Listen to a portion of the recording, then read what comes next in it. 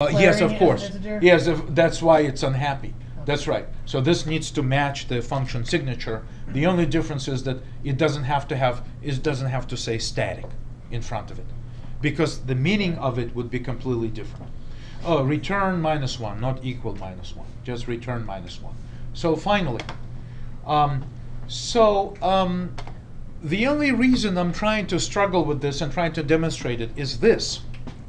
Let me go to our main program and set a breakpoint, right? Just set a breakpoint. Then let me go to this file and set a breakpoint somewhere inside this brand new static function. Set another breakpoint. And then just go, well, make sure I build it all. I build it. Okay, so I build this. And then I say, okay, debug, start debugging. Okay, so the debugger starts. It goes to my breakpoint, and guess what? Because we have, let me close those. I'm not using any of these windows, so let me just clean it up so that we have more space to look at things. So an interesting observation. We do call this, and we do break inside, so we kind of know that, okay, that's what happens first. And we're apparently in the midst of this call. But guess what? Because this is static variable initialization, this happens before we get a chance to run main. Okay? So now I say, oh, okay, I understand it. So I hit F5 to continue execution, and only now I'm entering my main function.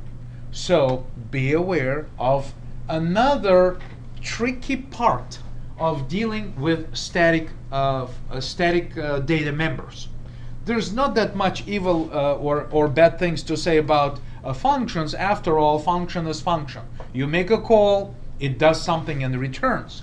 But the presence of the static data member brings this uncertainty that essentially what happens is that you have to initialize it. If you make a function call to initialize it, then I believe if it's in one file, like if I call, for the sake of demo, just call the same function from here, I may be expecting that this call happens before this call. But if I have more static data members and I have them elsewhere in other implementation file, in other initialization of static data members in other implementation files, such as student.cpp, the standard says the order in which those calls will be made for you is unpredictable.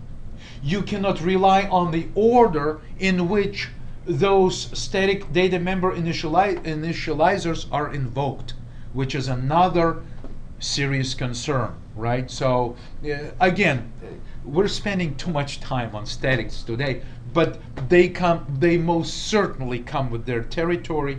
And in general, as soon as you see something like this and something like this, you should consider it to be a very serious and sometimes dreadful code that you need to be aware of. Okay, so let's basically summarize it as our exploration of the static data members and static member functions. And they're extremely, they do exist and people do use them, and you will use them also occasionally, and we have to be aware of that.